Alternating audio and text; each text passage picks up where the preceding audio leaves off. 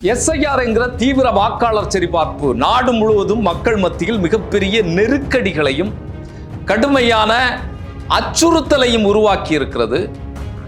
அது மட்டுமல்ல, இந்த பணியிலே அமர்த்தப்பட்டிருக்கக்கூடிய பூத் லெவல் ஆபீசர்கள் அவர்களுக்கு சொல்லொன்னா வேதனையையும் நெருக்கடியையும் இந்த பணி உருவாக்கி இருக்கிறது. ஏனென்றால் அந்த கால அவகாசம் தான் இதுல மிக மிக முக்கியமான விஷயம்.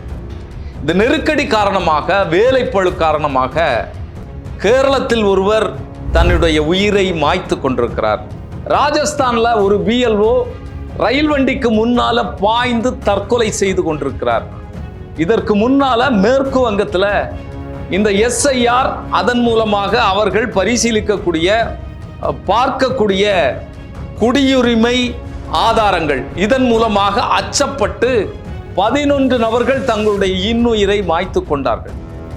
ஏன் இவ்வளவு நெருக்கடியான காலகட்டத்தை இந்த எலெக்ஷன் கமிஷன் கொடுக்க வேண்டும்? பாஜகவினுடைய கையாளாக இருக்கக்கூடிய ஞானேஷ்குமார் ஏன் இவ்வளவு குறுகிய காலத்திற்குள் இதை செய்து முடிக்க வேண்டும் என்று திட்டமிட்டிருக்கிறார்? இதனுடைய பின்னணி காரண காரியங்கள் என்ன?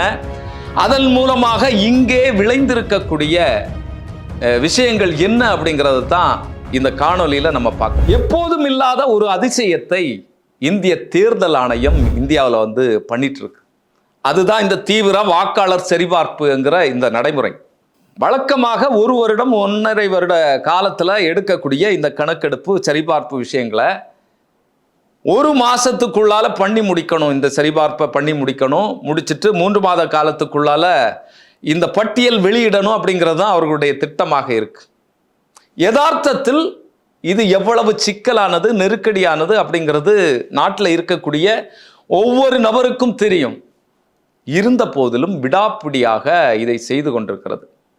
இப்போ நம்ம விஷயத்துக்கு வாரதுக்கு முன்னால இந்த எஸ்ஐஆர் அறிமுகப்படுத்தப்பட்ட போதே, மேற்கு வங்கத்தில் இதை நடைமுறைப்படுத்த ஆரம்பித்த போதே அங்கே பல இடங்கள்ல அச்சுறுத்தல் காரணமாக, அதாவது அங்க இவங்க பேசக்கூடியது, அங்க இருக்கக்கூடிய பிஜேபி சுவேந்து அதிகாரி, பாஜகவினுடைய மாநில தலைவர், இவர்களெல்லாம் பேசுறது அங்க இருக்கக்கூடிய இஸ்லாமியர்களை, வந்தேரிகளை நாங்கள் இந்த பட்டியலிருந்தே நீக்கிடுவோம் எஸ்ஐஆர் நடைமுறையில் அப்படிங்கிறத பேசுறார்.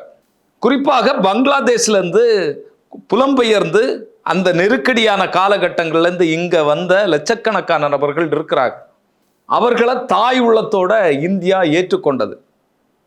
ஆனால் இன்னைக்கு தங்களுடைய அரசியல் ஆதாயத்திற்காக, தங்களுடைய இந்த மதவாத சிந்தனையினுடைய அடிப்படையில் இங்கே என்னென்ன வேலைகள்லாம் செஞ்சுட்டு இருக்கிறாங்களோ அந்த வேலையினுடைய தொடர்ச்சியாக இந்துக்களை மட்டும் நாங்கள் இந்த எஸ்ஐஆரில் சேர்த்துக்குவோம். பாகிஸ்தான்லேருந்து இங்கே வந்திருக்கிறவர்களுக்கு இஸ்லாமியர்களை நாங்கள் ஏற்றுக்கொள்ள மாட்டோம் அப்படின்னு சொல்லி ஒரு கால அளவை சொல்லி அவர்கள் அனௌன்ஸ் பண்ணாங்க.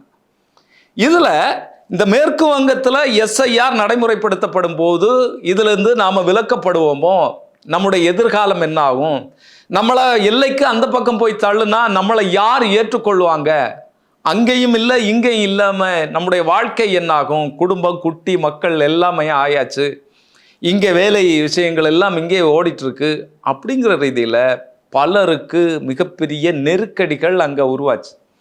அது இஸ்லாமியர்களுக்கு மட்டுமல்ல, அங்கே இருக்கக்கூடிய இந்து மக்களுக்கு, குறிப்பாக பங்களாதேஷ்லேருந்து வந்திருக்கக்கூடிய மதுவா அப்படிங்கிற ஒரு சமூகம், அவங்க இந்துக்கள் தான், இந்துக்களில் ஒரு பிரிவினர். இவர்கள் தற்கொலை பண்ணிக்கிறாங்க. 57 வயதான ஒரு நபர் வடக்கு 24 பர்னாகாஸ்ங்கிற மாவட்டத்தில் அவர் தற்கொலை பண்ணி கொள்கிறார். அவர் இந்த பதட்டத்தின் காரணமாகத்தான், எஸ்ஐஆர் காரணமாகத்தான், குடியுரிமை இந்த விஷயம் காரணமாகத்தான் நான் தற்கொலை பண்ணிக்கிறேன் அப்படிங்கிறத எழுதி வச்சுட்டு செத்து போறார். இந்த நவம்பர் 4ஆம் தேதி மேற்கு வங்கத்தில் மம்தா பானர்ஜி அவர்கள் இந்த எஸ்ஐஆருக்கு எதிராக பிரம்மாண்டமான பேரணியை நடத்தினார்கள். அந்த பேரணியில் இந்த எஸ்ஐஆர் மூலமாக இறந்து போன, தற்கொலை பண்ணி கொண்ட இந்த 11 நபர்களுடைய படங்களை வச்சு அவர்களுக்கு அஞ்சலி செலுத்தப்பட்டது. அப்போ ஒரு திட்டம் இல்லைன்னா ஒரு நடைமுறை எந்த அளவுக்கு நாட்டில் சீரழிவுகளையும் மக்களுக்கு மிகப்பெரிய நெருக்கடிகளையும் உருவாக்கிட்டு இருக்கு அப்படிங்கிறத நம்ம பார்க்க முடியுது. சரி, இது சாதாரண மக்கள் ஒரு நெருக்கடிக்குள்ளால தள்ளப்படுறாங்க.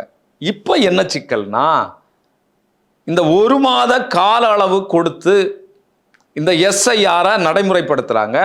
இதில் இந்த பிஎல்ஓக்கள், பூத் லெவல் ஆஃபீஸர்கள், இந்த ஃபார்மே பெரிய சிக்கல். இந்த ஃபார்மை எப்படி நிரப்புறது, எப்படி இது பண்ணுறது அப்படிங்கிறது மிகப்பெரிய சிக்கல். இந்த ஃபார்மை கொடுத்தீங்கன்னு சொன்னால் வீட்டில் இருக்கக்கூடிய வாக்காளர்களே 1000 தடவை வந்து இதை கேட்பாங்க. இதை எப்படி நிரப்புறது, எப்படி ஃபில்அப் பண்ணுறது, ஒன்றும் தெரியலையே அப்படின்னு சொல்லி. சாதாரணமாக வேலையில் வெளியில் போயிருக்கிறவர்களை எப்படி அணுக முடியும்? ஒன்று, இந்த பிஎல்ஓக்கள் வந்து வேறு வேலைகளில் இருக்கிறவங்க, ஆசிரியர்களாக இருக்கிறாங்க, அங்கன்வாடி பணியாளர்களாக இருக்கிறாங்க. தமிழகத்தை பொறுத்தளவில் மற்ற பகுதிகளிலையும் அதிகமாக அப்படி தான் இருப்பாங்க, ஆசிரியர்களாக இருப்பாங்க. அப்போ இவர்களுக்கு அந்த வேலை நேரம் போக இருக்கக்கூடிய நேரங்களில் தான் இந்த வேலைகளை வந்து பார்க்க முடியும். அப்போ ஒரு பிஎல்ஓக்கு கிட்டத்தட்ட 800, 900, 1000, 1200 வரைக்கும் வாக்காளர்களை வந்து இந்த 1 மாதத்துக்குள்ளால சந்திச்சு அவர்களுக்கு இந்த எனுமரேஷன் ஃபார்மை கொடுத்து அது ஃபில்அப் பண்ணி திருப்பி வாங்கி கம்ப்யூட்டரில் அப்லோட் பண்ணி இந்த வேலைகள் எல்லாம் அவர்கள் செய்ய வேண்டியதாக இருக்கு. இந்த காலகட்டம் எப்படிப்பட்ட காலகட்டம்ங்கிறதையும் நம்ம பார்க்க வேண்டியது இருக்கு. விடுமுறை போட்டுட்டு ஆசிரியர்களால் வெளியில் வர முடியாது. என்னன்னா, இப்போ அரையாண்டு தேர்வுகள் வந்து அதற்கான தயாரிப்புகள் எல்லாம் நடந்து கொண்டிருக்கிறது. டிசம்பர் மாதம் அரையாண்டு தேர்வு இருக்கும். இவர்கள் பள்ளியில் இருக்கக்கூடிய தங்களுடைய பிள்ளைகளை தேர்வுக்கு தயார் செய்வார்களா, இந்த எஸ்ஐஆர் ஃபார்மை எடுத்துட்டு போய் வீடு வீடாக போய் இந்த பட்டியலை தயார் பண்ணி கொடுப்பாங்களா? அப்படியே இருந்தால் கூட போகக்கூடிய நேரம் வீட்டில் ஆள் இருக்கணும். அவர்கள் வேலை போயிருப்பாங்க, வெளியூருக்கு போயிருப்பாங்க, வேலை முடிஞ்சு வரணும். திருப்பூர் மாதிரியான இடங்களில் ஷிஃப்ட் வேலைக்கு போயிருப்பாங்க. 7 மணி 8 மணி ஆகும். அதிகாரி வரும்போது இவர் இருக்க மாட்டார், இவர் இருக்கும்போது அதிகாரி வரமாட்டார். இப்படி ஏகப்பட்ட நெருக்கடிகள், சிக்கல்கள். நீங்கள் கேரளத்தில் ஒருத்தர் வந்து இறந்து போனார். அனீஸ் ஜார்ஜ் அப்படிங்கிறவர் வந்து ஞாயிற்றுக்கிழமை நேற்று தூக்கில் தொங்கி தன்னுடைய உயிரை மாய்த்து கொள்கிறார். அவருக்கு 2 பெண் பிள்ளைகளும் ஒரு ஆண் பிள்ளையும் இருக்குது. பள்ளிக்கூடத்தில் போயிட்டு இருக்கிறாங்க. மனைவி. இவ்வளவு அழகான குடும்பத்தை வைத்து கொண்டிருக்கக்கூடிய இந்த நபர் நெருக்கடி காரணமாக இறந்து போகிறார். தன்னுடைய நண்பர்கள் எல்லாம் உதவி பண்ணியிருக்கிறாங்க. இந்த ஃபார்ம் நிரப்புறதுக்கு, கூட போகிறதுக்கு சில இடங்கள் தெரியலை. உங்களுக்கு தெரியும், கேரளத்தில் கண்ணூர் பகுதி அவருக்கு. அங்கே மலை பிரதேசங்களுக்கு போக வேண்டியது இருக்கும். அங்கே மலையில் போகும்போது அவங்க இருக்க மாட்டாங்க. நம்ம சமவெளி பகுதிகள் மாதிரி இல்லை. இல்லைன்னா எங்கே போயிருக்காங்க அப்படிங்கிறது தெரியும். நீங்கள் மலைப்பிரதேசங்களில் போனீங்கன்னா தனி வீடாக இருக்கும், ஒற்றை வீடாக இருக்கும். எங்கே போனாங்க, என்ன ஆச்சு, ஏதாச்சுன்னு ஒன்றும் தெரியாது. தகவலை சொல்லவும் முடியாது. அது வேற, இந்த பிஎல்ஓக்களுடைய எண்களை வாங்கி பலரும் வந்து ஃபோன் பண்ணுவாங்க. கடுமையான நெருக்கடியாகும்.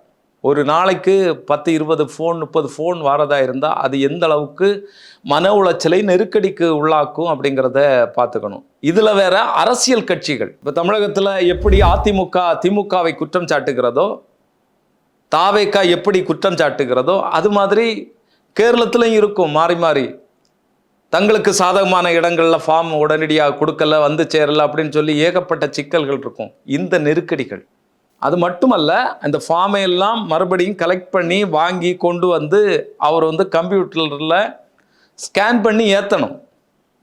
இப்படிப்பட்ட வேலைகளையும் இவர் செய்ய வேண்டியது இருக்கு. இப்போ அனீஸ் ஜார்ஜ் இறந்தது பற்றி அவருடைய உறவினர்கள், மனைவியெல்லாம் என்ன சொல்கிறாங்கன்னு சொன்னால், ராத்திரி 2 மணி வரைக்கும் வந்து வேலை பார்க்குறாரு. அப்படியும் அவருக்கு வேலை முடியலை. அதிகாரிகள் நெருக்கடி கொடுக்குறாங்க. நாளைக்குள்ளால இந்த வேலையை முடிச்சிடணும் அப்படின்னு சொல்லி நெருக்கடி கொடுக்குறாங்க.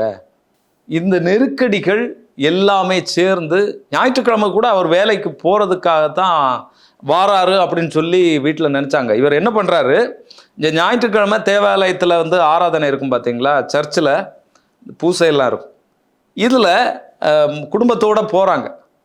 போயிட்டு நான் இப்போ வாரேன், சின்ன வேலை இருக்குது அப்படின்னு சொல்லிட்டு வீட்டுக்கு வாராரு. வீட்டில் வந்து இந்த நெருக்கடிகள், மனச்சிக்கல்கள்லாம் உருவாகி தூக்கிட்டு தற்கொலை செய்து கொள்கிறார். தேவாலயத்திலேருந்து இந்த குடும்பத்தினர் வரும்போது இவர்களுக்கு மிகப்பெரிய அதிர்ச்சி. எவ்வளவு பெரிய நெருக்கடியை தேர்தல் ஆணையம் மக்களுக்கு மட்டுமல்ல, இங்கே இருக்கக்கூடிய பிஎல்ஓக்களுக்கும் அலுவலர்களுக்கும் உருவாக்கிட்டு இருக்கு அப்படிங்கிறத நம்ம பார்க்குறோம். அது மட்டுமல்ல, கேரளத்தில் இப்போ உள்ளாட்சி தேர்தல் இருக்கு. வரக்கூடிய டிசம்பர் 9, 11 இந்த 2 தேதிகள்லையும் உள்ளாட்சி தேர்தல் இருக்கு. பிஎல்ஓக்களுக்கு இரட்டை சுமை. அங்கே இருக்கக்கூடிய அரசியல் கட்சியினுடைய பூத் லெவல் ஏஜென்ட்களுக்கு இரட்டை சுமை. இதற்காக உயர்நீதிமன்றம் போனாங்க கேரள அரசு. இங்கெல்லாம் பார்க்க முடியாது, நீங்கள் உச்சநீதிமன்றம் போங்கன்னு சொல்லி அவங்க சொல்லிட்டாங்க. ஏன்னா உச்சநீதிமன்றத்தில் ஏகப்பட்ட கேஸுகள் இது சார்பாக நடந்துட்டு இருக்கு. அதனால் நாங்கள் இதுக்கு சொல்ல முடியாது, உச்சநீதிமன்றத்தினுடைய வழிகாட்டுதலினுடைய அடிப்படையில் இதை நாங்கள் ஏற்றுக்கொள்ள முடியாது, நீங்கள் உச்சநீதிமன்றத்துக்கு போங்கன்னு சொல்லிட்டாங்க. இந்த நெருக்கடியை ஏன் எலெக்ஷன் கமிஷன் கொடுக்குது அப்படிங்கிற ஒரு கேள்வி நமக்குள்ளால இருக்கு. அதை நான் பேசுகிறேன். அதுக்கு முன்னால் ராஜஸ்தான் மாநிலத்தில் முகேஷ் சங்கீத் அப்படிங்கிறவர் ஆசிரியர், பள்ளி ஆசிரியர். அங்கே இருக்கக்கூடிய நகரிகாவாஸ் அப்படிங்கிற இடத்துல இருக்கக்கூடிய பள்ளியில் ஆசிரியராக வேலை செய்கிறார். இவர் இந்த நெருக்கடி தாழாமல் என்னுடைய பள்ளியில் இருக்கக்கூடிய மாணவர்களை படிக்க வைக்க முடியல, எலெக்ஷன் இருக்கு, எலெக்ஷனுக்கு பிள்ளைகளை தயார் பண்ண முடியல, என்னன்னால இந்த வேலை நெருக்கடி கடுமையாக இருக்கு, உயர் அதிகாரிகள் ப்ரெஷர் தராங்க, என்னால் செஞ்சு முடிக்க முடியல, இத்தனை நாளைக்குள்ளால செஞ்சு முடிக்கணும் அப்படிங்கிற கட்டாயத்தில் நான் இருக்கேன். என்னுடைய இறப்புக்கு காரணம் இந்த எஸ்ஐஆர் நடவடிக்கைகள், மேலதிகாரிகள் தந்திருக்கக்கூடிய இந்த நெருக்கடி தான் அப்படின்னு சொல்லி ஒரு கடிதம் எழுதி பாக்கெட்டில் வச்சுட்டு ட்ரெயினுக்கு முன்னால் விழுந்து தற்கொலை பண்ணுறார்.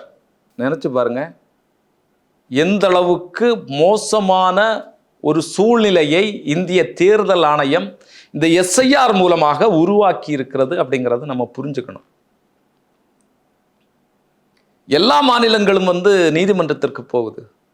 நீதிமன்றம் வழக்கமாக அவர்களுடைய பாட்டை பாடி, நீதிமன்றம் அவர்களுடைய ஸ்டைலில் அதை அணுகிட்டு இருக்கிறாங்க.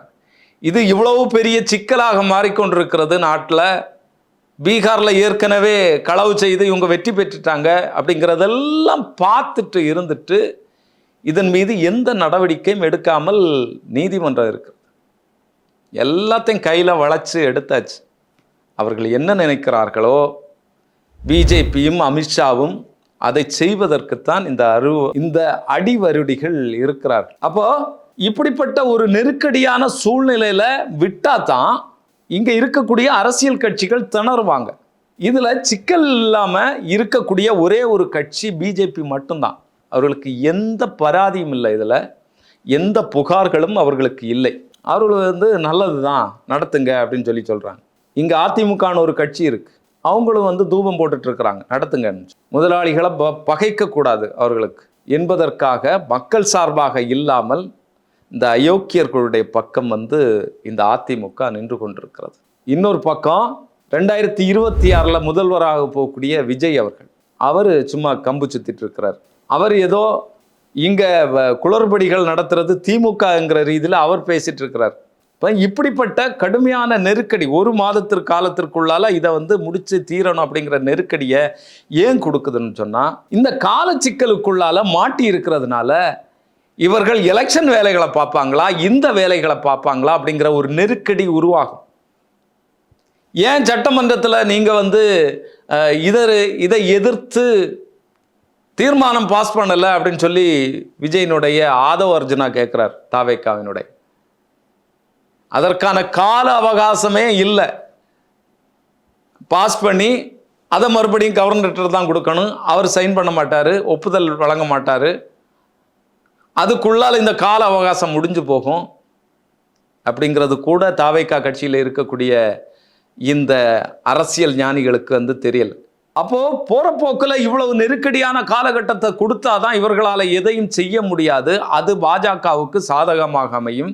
இதுல இருந்து பட்டியலிருந்து நீக்கப்படக்கூடிய நபர்களை சேர்க்கறதுக்கான அவகாசம் கூட இல்லாம எலெக்ஷனை திடுத்துப்புன்னு நடத்திட்டு நம்ம போகலாம். அதற்கான வெற்றி வாய்ப்பை பாஜக கொய்து கொள்ளும் அப்படிங்கிற நினைப்பில் தான் இந்த வேலைகளை எல்லாம் எலெக்ஷன் கமிஷன் தீவிரமாக செய்து கொண்டிருக்கிறது. அதுதான் உண்மை. இதில் வேற எந்த உண்மையும் இல்லை. அதற்காகத்தான் இந்த நெருக்கடியை இவர்கள் திட்டமிட்டே உருவாக்கி இந்த கால அவகாசத்தை கொடுத்துட்ருக்குறாங்க. இல்லைன்னா தமிழகம், கேரளா, மேற்கு வங்கம், இந்த 12 மாநிலங்கள் இருக்குல்ல, இந்த 12 மாநிலங்களுக்கும் தேர்தல் முடிந்த பிறகு சாவகாசமாக இந்த வேலையை செய்து முடித்திருக்கலாம். ஆனால் அவர்களுடைய திட்டம் வேற. எஜமானர்களுக்கு அடிபணியணும், எஜமானர்கள் சொல்கிற மாதிரி நடக்கணும், இந்த எலெக்ஷன்லே அவர்களுக்கு சாதகமான ரிசல்ட் வரணும் அப்படிங்கிறது தான் இந்த எஸ்ஐஆர்னுடைய உள்ளால இருக்கக்கூடிய தந்திரம். இந்த எஸ்ஐஆர் குறித்து வரக்கூடிய நாட்களில் என்ன நடக்கும் அப்படிங்கிறத நம்ம பொறுத்திருந்து பார்ப்போம். இன்னொரு காணொலியில் சந்திக்கும் வரை நன்றி, வணக்கம்.